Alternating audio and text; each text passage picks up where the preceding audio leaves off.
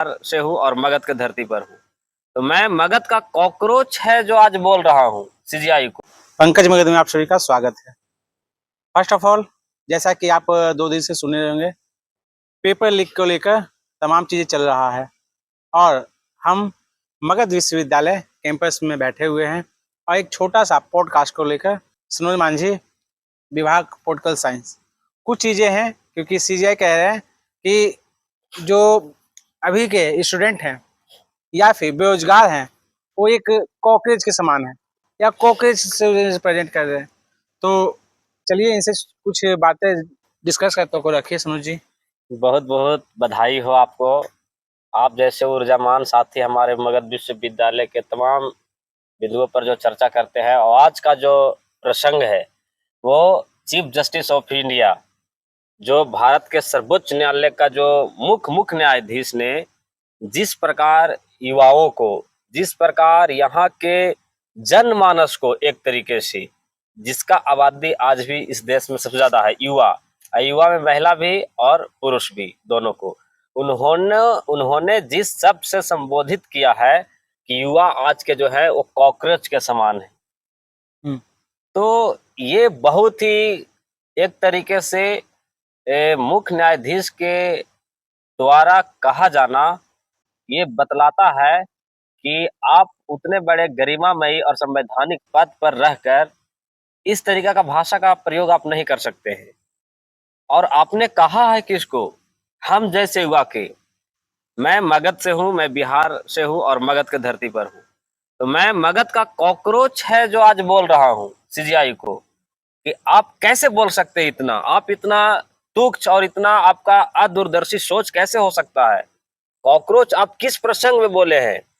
क्या हम युवा यदि एक गुट बनाकर, एक छात्र संगठन बनाकर, आरटीआई का एक संगठन बनाकर अपने मांग को देश में रखते हैं तो हम कॉकरोच कैसे हो गए? हम हर मुद्दा पर अपना बात को रखते हैं तो हम कॉकरोच कैसे हो गए? और इनका बोलने का जो संदर्भ है ये जेएनयू यूनिवर्सिटी के कैंपस को टारगेट करके, क्योंकि वहां के युवा जिस प्रकार से अपने आवाज को बुलंद करते हैं, लेकिन ऐसा नहीं कि उसका प्रभाव जेएनयू तक रहा, उसका प्रभाव पूरे भारतवर्ष में रहा, हर विश्वविद्यालय में रहा। तो इस तरीके का शब्द जो है हम लोगों के लिए एक तरीके से कहे तो बहुत ही असंतोष पैदा कर रहा है मन में कि एक उच्च पद पर बैठा हुआ व्यक्ति जब आज के वर्तमान युवा के बारे में ये सोच रखता है, जो न्याय का मूर्ति है, अब न्याय के प्रतिमूर्त से हम लोग ये अपेक्षा कैसे कर सकते हैं कि आप युवाओं को कॉकरोच बोल दोगे? आज कॉकरोच बोल रहे हो तो कल कुछ और भी बोल दोगे, तो ये आप बिल्कुल नहीं कर सकते। और हम तमाम युवा अपने अधिकारों के लेकर अनवरत रूप से संघर्षरत रहेंगे। सरकार के वो हर आयाम, हर बिंदु जो युवाओं को रोजगार से बेदखल करेगा, स्वास्थ्य से बेदखल करेगा और तमाम बिंदुओं से बेदखल करेगा, उस पर हम लोग सवाल पूछेंगे और प्रखर रूप से पूछेंगे। तो जैसा कि सीजीआई कहते हैं कि छात्र कॉकरोच है, तो मेरा क्वेश्चन आपसे यही है, क्या आप भी एक कॉकरोच के समान अपने आप को मानते हैं या देखते हैं? क्योंकि आपका मैंने एक यूट्यूब पे, फेसबुक पे, तमाम चीजें पे देखें कि बहुत सारे बच्चों को आप मदद भी करते हैं और सिस्टम पे तीखे सवाल या फिर मंत्री जी पे हो, आपके कहीं भी उस चीजों को तीखे सवाल रखते हैं। तो कहीं नहीं, सीजीआई का कहना ये है कि आप जो भी स्टूडेंट जब सिस्टम के अकॉर्डिंग सिस्टम से आवाज मांगे, मतलब कुछ मांगेगा या उठाएगा आवाज, तो उनको कॉकरोच, तो आप किस हद तक आप अपने आप को कॉकरोच भी मानते होंगे या एक तरह से कहते हैं पैरासाइट, जिसे आप समझते होंगे वर्ड, तो आप उस परजीवी, तो क्या आप उसे पैरासाइट भी मानते हैं? आप कैसे देखते हैं अपने आप को? देखिए, जब भी इस देश में युवा अपना हक मांगेगा तो उसे कॉकरोच तो कह दिया जाना बहुत ही आसान शब्द है। इन जैसे चीफ जस्टिस का अगर शासन चले इस देश में, संविधान कुछ बाध्यकारी नियम ना बना दे, तो ये तो हम लोग को आतंकवादी और देशद्रोही भी बोल देंगे, इसमें नो डाउट है। परिजीवी हम लोगों को बोला गया, परिजीवी का मतलब क्या होता है? वैसे प्राणी जो दूसरे प्राणी पर निर्भर हो। तो भाई कौन नहीं निर्भर है? अगर हम अपने राज्य से, हम अपने सरकार से, हम अपने सिस्टम से यदि सवाल जवाब करते हैं, हम रोजगार मांगते हैं, तो हम कौन बड़ा गलत कर दिए? और संगठन कौन नहीं बनाता है? क्या जो वकील का एसोसिएशन है वो नहीं है क्या? वो प्रेशर क्रिएट करके सरकार पर अपना कोई भी बात बनवा लेती है। तो फिर छात्र क्यों नहीं करे, नौजवान क्यों नहीं करे? एक सवाल है। हाँ, ये तो बहुत बड़ा सवाल है। तो बिल्कुल। और कॉकरोच कह देना ये बिल्कुल निंदनीय है और अशोभनीय है। कह कौन रहा है? Chief justice of India. Chief justice of India के मुंह से जो न्याय करने वाले व्यक्ति हैं, कहीं ना कहीं आप सत्ता पक्ष के गोद में तो नहीं खेल रहे हैं। ऐसा भी सही बात है। ये भी सवाल हम उठाएंगे कि भाई आपने युवा को इस तरीके के अपमानित शब्द बोल रहे हो, इसका मतलब आप सत्ता के गोद में खेल रहे हो। अब आपको जो मन कर रहा है अनर्गल आप बात को रख रहे हो, तो ये बिल्कुल कहना गलत है। और हम लोग कॉकरोच नहीं है, हम वही इंसान है जैसे सूर्यकांत चीफ जस्टिस है। ऐसा कोई हमारे अंदर गुण नहीं है जो इसके इतर चीफ जस्टिस के अंदर है। वो भी पुरुष है, मैं भी पुरुष हूँ। फर्क कितना है कि वो चीफ जस्टिस है, हम एक आम नागरिक है, युवा है और इस देश का नागरिक है। दूसरी बात ये सुनो जी कि एक उन्होंने कहा कि बहुत सारे ऐसे एडवोकेट हैं, बहुत सारे ऐसे पत्रकार हैं, या बहुत सारे ऐसे मतलब तमाम चीजें हैं जो कि जिनके पास डिग्री फर्जी है, ठीक है, और वो वकालत कर रहे हैं। हैं?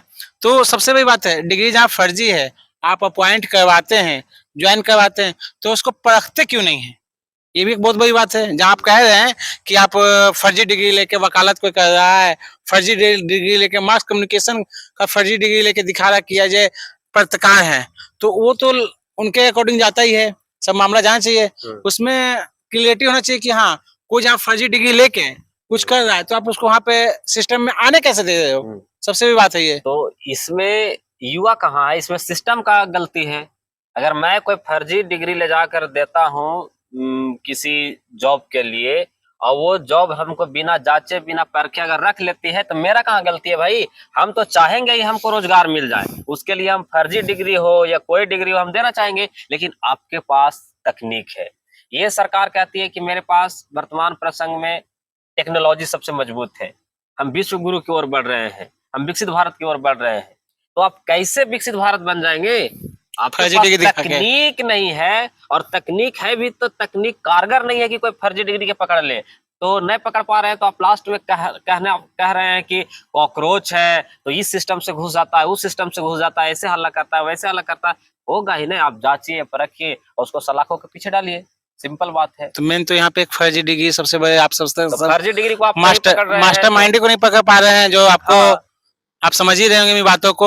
जो मास्टरमाइंड फर्जी डिग्री आप समझ सकते हो कि जहां से फर्जी डिग्री बना है, जो फर्जी डिग्री शो ऑफ करते हैं कि हम यहाँ से पास किए दिल्ली विश्वविद्यालय से, हैं? तो पहला तो फर्जी डिग्री उन्हीं का जांच होना चाहिए। बिल्कुल होना चाहिए। हमको तो लगता है कि प्रधानमंत्री नरेंद्र मोदी जी का ही डिग्री पहले जांच हो जाना चाहिए, प्रशांत किशोर सॉरी इनको सम्राट चौधरी जी का जांच हो जाना चाहिए। लेकिन ये लोग सत्ता पक्ष के लोग हैं, ये लोग आरएसएस और बीजेपी की गोद में खेलने वाले लोग हैं। इन लोग का डिग्री कभी नहीं रद्द हो सकता है, बद हो सकता है, क्योंकि फर्जी डिग्री तो दिखाए थे कि सबसे ज्यादा फर्जी एकदम पूर्ण रूप से बीजेपी में है, चाहे एनडीए अलायंस के लोग हो या मुख्य रूप से बीजेपी के लोग। सबसे ज्यादा फर्जी, सबसे ज्यादा करप्टेड, सबसे ज्यादा रेपिस्ट और सबसे ज्यादा निर्बल, सबसे ज्यादा तुच्छ और सबसे ज्यादा।